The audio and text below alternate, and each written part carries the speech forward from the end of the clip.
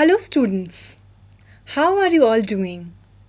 I hope all of you are doing really well. In this class, we are going to study a poem, Rain on the Roof, from your Beehive book. This poem is written by Coach Skinny. He was born on the 24th November 1826 at Keuka Lake in Yates County, New York.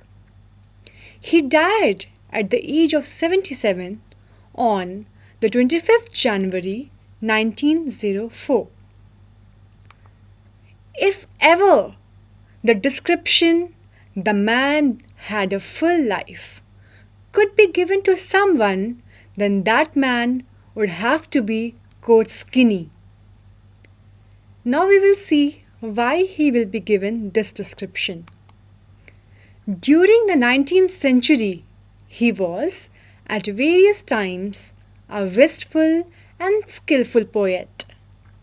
For a short time, he was a politician. He was a lawyer in Cincinnati and worked as a journalist on several publications and newspapers. He served in the U.S. Army during the American Civil War as a commissioned officer. Finally, he also held several school teaching posts. So there are a variety of things that he had tried his hands on. And definitely he was really excelling in all of these. Now you know, students, why we can describe him as a man who had a full life. Now let's read the poem. First, I will read the poem and then I will explain the meaning stanza-wise. Let's begin. When the humid shadows hover over all the starry spheres, and the melancholy darkness gently weeps in rainy tears. What a bliss to press the pillow of a cottage chamber bed and lie listening to the patter of the soft rain overhead. Every tinkle on the shingles has an echo in the heart, and 1,000 dreamy fancies into busy being start, and 1,000 recollections weave their air threads into woof as I listen to the patter of the rain upon the roof. Now in memory comes my mother, as she used in years gone to regard the darling dreamers ere she left them till the dawn. Oh, I feel her fond look on me as I list to this refrain, which is played upon the shingles by the patter of the rain. This was the poem, students. Now we will look into the meaning stanza by stanza. So let's start. The first stanza is, when the humid shadows hover over all the starry spheres, and the melancholy darkness gently weeps in rainy tears. Here, the word humid means something which is full of moisture. Okay? Hover. Hover means to move around something. And melancholy means sad. The poet here is trying to say that humid shadows means the dark clouds which are full of water. They hover or they move around the starry spheres. Here the starry spheres means the sky which is full of stars. At that time, dark clouds which are full of moisture of water move around the sky. The poet here is comparing raindrops to the tears of the clouds.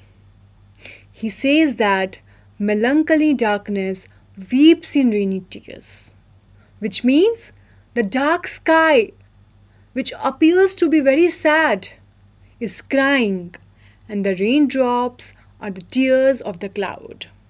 Right? So this is the meaning of the first stanza. Now let's move and see the second stanza. What a bliss to press the pillow of a cottage chamber bed and lie listening to the patter of the soft rain overhead. Here the word bliss means happiness. Okay? And patter. Patter means sound of raindrops falling on the roof. So in this stanza, the poet says, what a bliss to press the pillow of a cottage chamber bed. Okay, so cottage chamber here means the bedroom. Okay, and these lines means that it gives a sense of happiness to the poet to press the pillow. Okay, he continues and says, it is also a bliss to lie on the bed in his room and listen to the patter of the soft rain overhead. It is a bliss, it is a happiness. Now students, what is a bliss according to the poet? Yes, very good. It is a bliss to listen to the sound which is created by the raindrops which are falling on the roof. It is a bliss to lie down on the bed when the rain is falling outside. It is a bliss to press the pillow. Right? So these are the things which gives him happiness. Okay. Let's see the next stanza. Every tinkle on the shingles has an echo in the heart, and 1,000 dreamy fancies into busy being start. Now here, tinkle. Tinkle means short, light ringing sound. Okay. Shingles.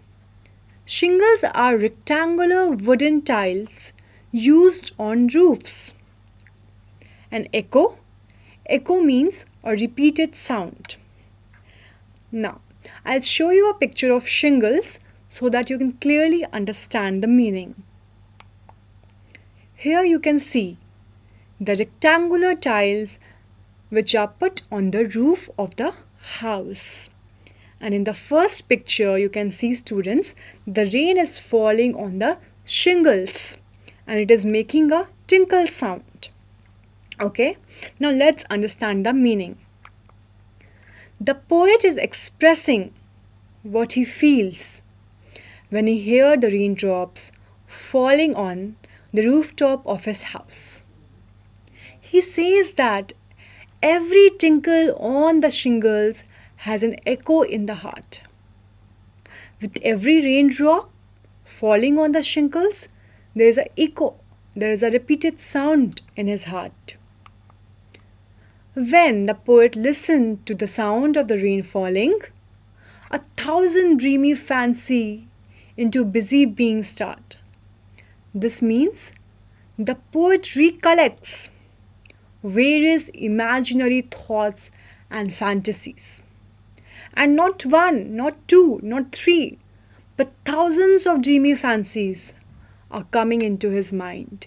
He's recollecting the thoughts and fantasies. Okay? We'll see the next stanza. And 1,000 recollections weave their air threads into woof as I listen to the patter of the rain upon the roof. So here you can see the meaning of woof is it's a weft. Okay. And what is the meaning of weft? Is the thread woven across the loom. I will also show you the picture for better understanding. And patter, the word patter means the sound of raindrops falling on the roof. So you know, students, you might have also heard that when raindrops fall on the roof, it makes a sound. And that sound here is called as patter. Now here you can see in this picture the description of weft is given. You can see, right, the weaving of threads into crisscross fashion. The one is called as warps and the other one is called as wefts. Now we will see the meaning of this stanza. The poet says that the sound of the rain falling on the rooftop brings back 1,000 recollections in his mind. Many recollections are coming into his mind from the past as he listens to the patter of the rain upon the roof. Like I told you in the previous stanza also, not one, not two, but thousands of recollections he is able to see. Okay? 1,000 recollections weave their air threads into woof. The poet says this line. Now, what is the meaning of this line? It means that the poet recollects numerous memories, okay, that join together to form a beautiful picture. Just like in weaving also, you must have also seen that how the threads, single threads, they are woven together to form a pattern, to form a piece of cloth, right? Similarly, in the case of the poet, many recollections, okay, they are being woven and it is making a beautiful picture for the poet. Okay, let's see the next stanza. Now in memory comes my mother, as she used in years agone, to regard the darling dreamers. Oh, she left them till the dawn. Oh, here means it's an old poetic word which was used for before. So we can say or read it as before she left them till the dawn. Okay. Dawn here means daybreak, right? And agone. Agone is again an archaic word. Archaic word means a very old word which we don't use these days. Okay. They have gone. We don't make use of these words. And the meaning of this word agone is ago. It's an archaic word. It's a very old word. Okay. Now let's see the meaning of this stanza. Now in the memory of the poet comes his mother. The poet is reminded of how his mother used to regard or love the darling dreamers. Right? We all are also really loved by our mothers, isn't it? If someone who loves us the most, we will always say that it's our mother. So similarly, the poet is reminded of his mother and how dearly she used to regard the darling dreamers. Darling dreamers here, darling means children of the poet's mother. Okay. And dreamers, why dreamers? Because maybe they're sleeping, they're having a sweet dream. So they are termed as darling dreamers. The poet is really feeling very nostalgic, okay, thinking about how his mother used to regard the dreamers before she left them to sleep till the dawn, till the sunrise or daybreak. So poet is really, in nostalgia. He is having memories of his mother when he listens to the rain, listens to the sounds of the rain falling on the roof. Let's see the next stanza. Oh, I feel her fond look on me as I list to this refrain, which is played upon the shingles by the patter of the rain. List is again an old poetic word which was used for listen. So we will say, as I listen to this refrain.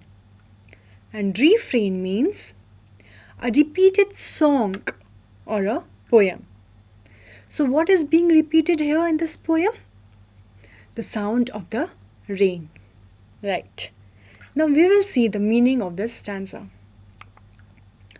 The poet can still feel that his mother is looking at him fondly as he listens to the song made by the raindrops falling on the rooftop.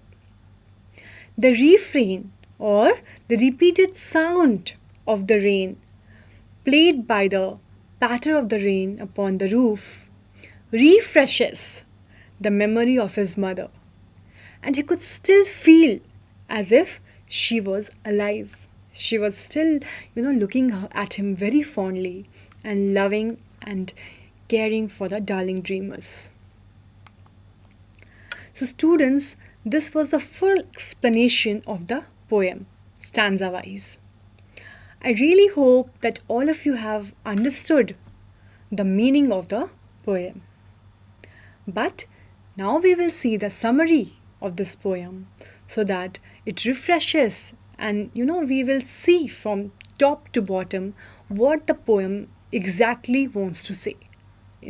In a summary way we will see, okay, for a better understanding. In this poem, so I'm starting the summary. In this poem, the poet says that when the humid shadows, means the dark clouds, full of water, hover around the starry spheres. Starry spheres refers to the sky at night time, that is full of stars. The melancholy darkness gently weeps in rainy tears. The poet is comparing the raindrops to tears of the clouds, as to him the dark sky seemed to be gloomy, sad. For instance, he recollects many memories of the past, which come back into his mind as dreams. Hence, he listened to the patter of the rain upon the roof. He has many new dreams in his mind. And his memories of the past come back in the form of dreams. In the last paragraph, the poet is reminded of his mother and says that in his dreams comes his mother. In the previous stanza, the poet mentioned that the rain brings memories of the past.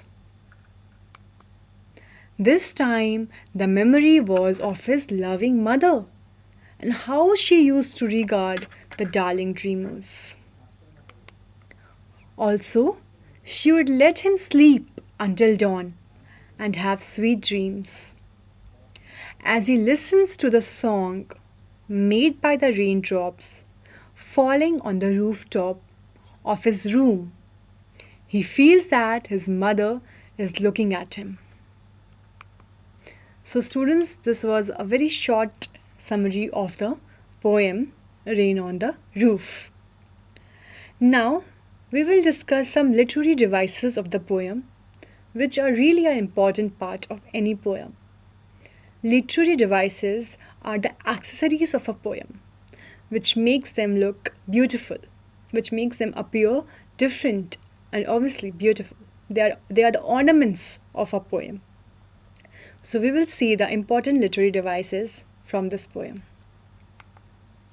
The first literary device here is imagery. Imagery is using vivid and expressive language to create or evoke pictures or feelings. So when we were reading the poem, there are certain images which were being created in our mind, like the image of rain falling, right? The emotions of the poet when he was missing his mother, right? So there are certain images which gets created in our mind, and that is called as imagery. Let's look at the second important literary device. Alliteration. Now, what does alliteration mean? Alliteration is defined as a poetic device in which the consonant sounds are repeated in words that appear together. As you can see in the first word, I have given the example lie listening. In this lie listening, the sound L is being repeated. Lying listening. Lie listening. So L is being repeated. So it's an alliteration, right? Now, I have given some more examples from the poem so that you can understand in a better way. Let's see at those examples. Starry spheres. So students, which sound is being repeated here? The sa sound. Yes, starry spheres. Humid hour. Her sound is being repeated. Humid hour. Press pillow. So here the pa sound is being repeated. So this is how we find out alliteration. One more example can be like a very popular example will be big black bear. So b. The sound b is repeated. Okay. Let's see the next device. The third device here is personification. Personification is defined as a poetic device that involves using a human quality to describe a non-living thing or object. So here the poet has really used personification in the phrase melancholy darkness. It means a sad darkness. So a human emotion sad is attached to the word darkness. So it is a personification. And 1,000 recollections weave their air threads into woof. So this is also example of personification. Next we have onomatopoeia. The use of sound words to create a dramatic effect and auditory imagery. For example, patter. Patter is the use of sound word. It is a sound made by the raindrops falling on the rooftop. The second example can be tinkle. Again, it gives a sound, it gives us a feeling of sound, okay? So that's why a tinkle is the gentle musical sound that a droplet makes. So these two are creating a dramatic effect, right? They're creating an auditory imagery. So these are the examples of onomatopoeia. Okay, let's see the next one. Rhyming scheme. Now, rhyming scheme is a pattern of rhyme that comes at the end of each line in a poem. Okay, so the last words of each line. The example can be sphere tear. Okay, right, you can see that rhyming. Sphere tear. Heart start. Again, these two words are rhyming. Woof roof. So they sound so similar to each other. So these are the rhyming words. And that is how we find out the rhyming scheme. So rhyming scheme of this poem is A, B, C, B, D, E, F, E. Okay. So these were the literary devices of the poem. Now we will discuss the questions given in your book. Let's see. First question. What do the following phrases mean to you? Discuss in class. So there are some phrases and we have to discuss what these mean. So there are humid shadows, starry spheres, what a bliss, 1,000 dreamy fancies into busy being starred, 1,000 recollections weave their air threads into woof.